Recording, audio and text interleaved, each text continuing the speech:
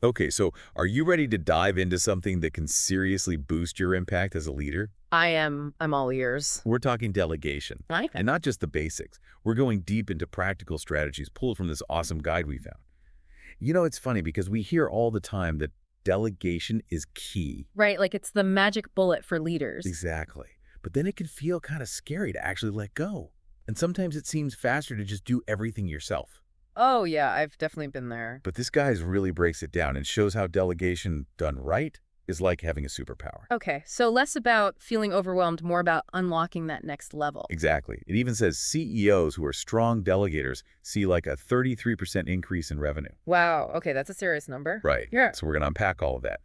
How to delegate effectively, the benefits for both you and your team, and how to avoid those common pitfalls. Sounds good. Let's go tactical. First things first, though, we need to define what delegation actually is, because it's not just dumping tasks on people. Agreed. Yeah. It's more nuanced than that. So what are those key elements that make delegation truly effective? Well, I think one of the most important is that idea of entrusting someone with meaningful work. Not just busy work, but something that actually contributes to the bigger goals. So they feel valued and see the impact of their work. Exactly. And along with that goes granting them the authority to make decisions within that scope. So it's not just following orders step by step. Right. It's about empowering them to own the process and find solutions. Okay, that makes sense. But how do we balance that with staying accountable for the end result? It's about setting clear expectations up front, providing the resources they need, and then checking in regularly to offer support and course correct if necessary. So it's a collaborative process, not just handing something off and hoping for the best. Exactly. Delegation done right is all about that ongoing communication and support. So we've talked about what delegation is, but why should we even bother? I mean, aside from that 33% revenue boost. Well, there are tons of benefits on both a personal and organizational level. For leaders, it frees up your time and mental energy to focus on those big picture strategic tasks that only you can do. So less burnout, more time to actually lead. Precisely. And for team members, it's a huge opportunity for growth. They get to develop new skills, stretch their abilities, and gain valuable experience. And when people feel challenged and trusted, they're more engaged and motivated, Oh, yeah, right? absolutely. It creates a more positive and productive work environment. Okay, I'm sold on the benefits. But let's talk about those delegation disasters, because I'm sure we've all been there. Oh, yeah, we've all had that micromanaging boss or been given a task with zero support. Exactly. So what are some red flags to watch out for to make sure we're delegating effectively and not setting our team up for failure? One of the biggest mistakes is being vague with instructions, like just handle this without providing clear context or desired outcome. Oh, I've been there. It's like being handed a puzzle with no picture on the box. Exactly. It Yeah. leads to confusion, wasted time, and ultimately subpar results. So clear communication is key. What else should we avoid? Delegating tasks that are either way too easy or way too difficult. You want to find that sweet spot where it challenges them, but also sets them up for success. Like that Goldilocks zone of delegation. Exactly. And another pitfall is not providing the necessary authority or resources. You can't delegate responsibility without also delegating the power to make decisions and access the tools they need. That's like sending someone on a quest, but forgetting to give them a map and supplies. Exactly. Okay, so we've covered the don'ts of delegation. Now let's get into the practical strategies that actually work. What are some key takeaways from this guide? Well, it emphasizes 5 main strategies that really resonated with me, and they all kind of build on each other. The first one is choosing the right task to delegate. Okay, so not every task is a good candidate for delegation. Right. It needs to be something that aligns with the person's skills and experience, but also offers some opportunity for growth and development. Like, maybe it's a task you've already mastered and can provide guidance on, but it lets them step up and take ownership. Exactly. Okay, so that's choosing the right task. What's next? Well, once you've got the task, it's all about finding the right person. So it's not just looking at job titles, it's really understanding your team's strengths and weaknesses. Right. You need to know their skills, their experience, but also their interests and motivations. Because someone might be technically capable, but if they're not passionate about it, the results might not be as strong. Exactly. It's about finding that perfect match between the task and the person. Okay, I love that. So I- we've got the right task, the right person. What's the next key ingredient? Clear instructions. This one seems obvious, but it's where so many people go wrong. Oh, yeah. I've definitely received those vague instructions that leave you scratching your head. It's all about setting clear expectations up front outlining the scope of the task, the desired outcome, any deadlines or parameters, and making sure they have all the information they need to succeed. So no more just handle this, hoping for the best. Exactly. And don't be afraid to ask them to repeat back their understanding to make sure you're both on the same page. Great tip. So clear instructions, check. What else? Then it's about providing the authority and resources they need to get the job done. Okay, so this goes back to that empowerment piece we talked about earlier. Right. You're giving them the responsibility, so you need to give them the power to make decisions within that scope and access to the tools, budget, training, whatever they need to succeed. It's setting them up for success, not setting them up to fail. Exactly. Okay, I love it. So we've got clear instructions, authority and resources. What's the final piece of this delegation puzzle?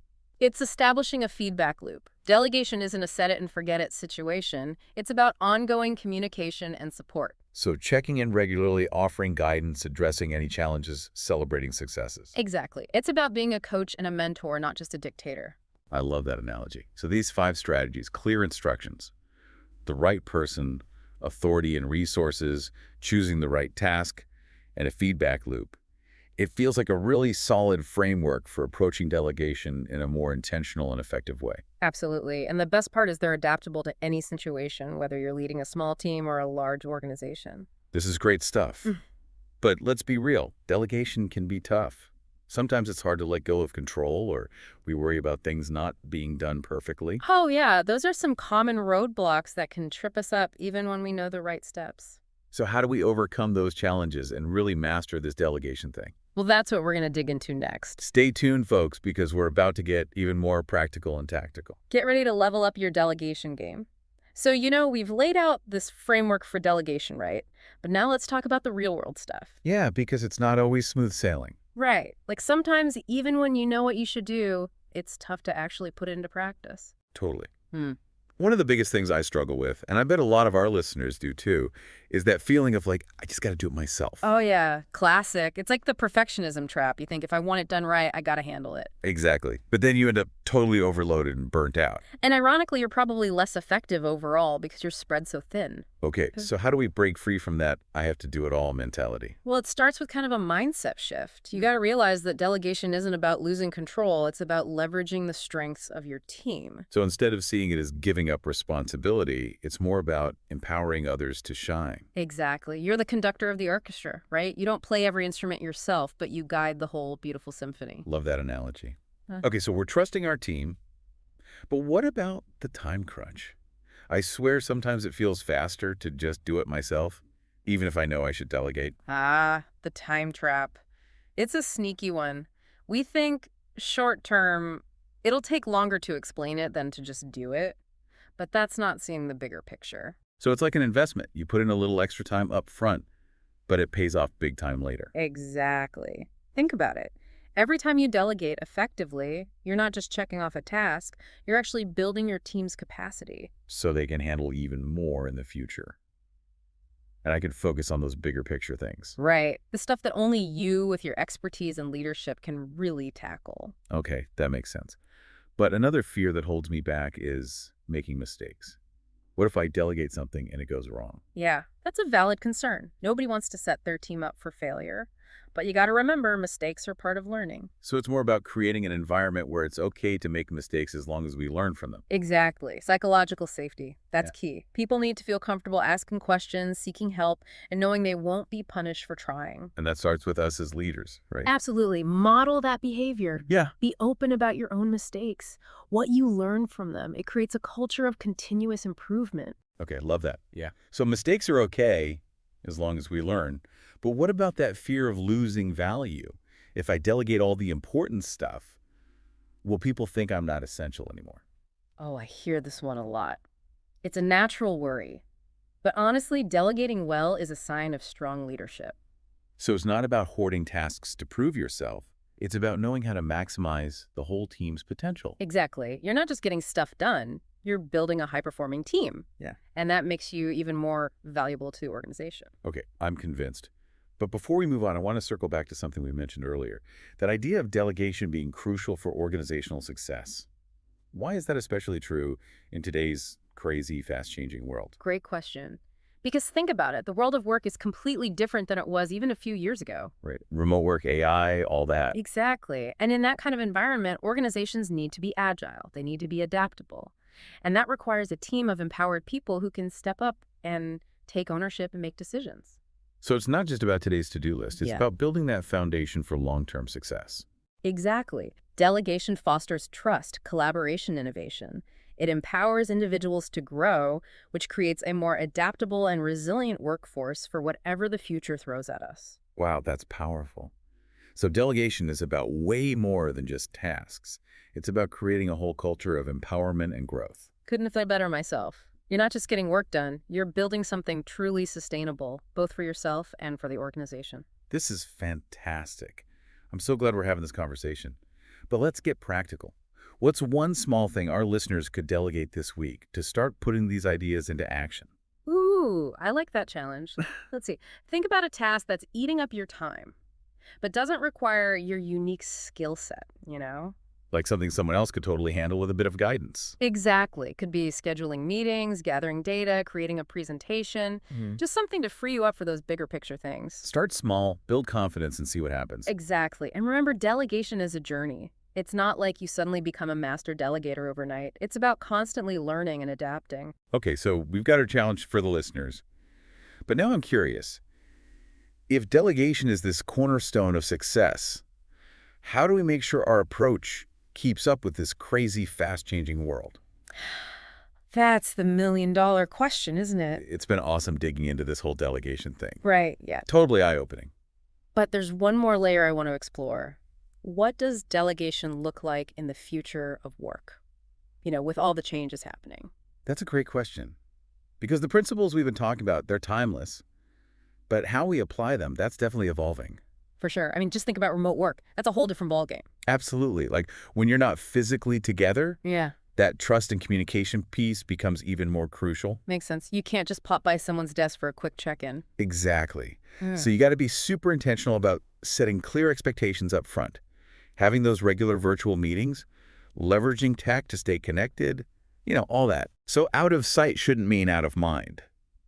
What about the gig economy? How does delegation change when you're working with freelancers or contractors instead of traditional employees? Well, in that case, it's all about having crystal clear agreements, roles, responsibilities, deliverables. You got to be extra diligent about those things up front. Because you might not have that same level of built-in understanding that you would with a long-term employee. Exactly. And communication is key, making sure everyone's on the same page from the get-go. Okay, so we're adapting those delegation principles to this more fluid way of working. Huh. But then there's AI. It feels like the big elephant in the room when we talk about the future of work. It is. And it's definitely forcing us to rethink what we delegate to humans versus what we can automate. So it's not about AI taking over our jobs, but more about figuring out how to use it strategically. Exactly. Like, can AI handle those repetitive, time-consuming tasks? Great. Free up your team to focus on the stuff that requires human ingenuity. Things like creativity, critical thinking, problem solving, the stuff that makes us uniquely human. Exactly. The future of delegation is about finding that balance, Yeah. between human and machine capabilities. So as leaders, we got to stay adaptable, open to new ways of working. Absolutely. And remember, delegation itself is a skill. It's something you practice, you refine, you get better at over time. So true. Wow. This has been an amazing deep dive into the world of delegation. We've talked about why it's so important, how to do it right, those common challenges, and even what it looks like in the future. Lots to think about. For sure. Mm. We hope you found this helpful and are feeling inspired to level up your delegation game. And maybe reclaim some of that precious time and energy for yourself. Exactly. Thanks for joining us. And until next time, keep learning, keep growing, and keep delegating.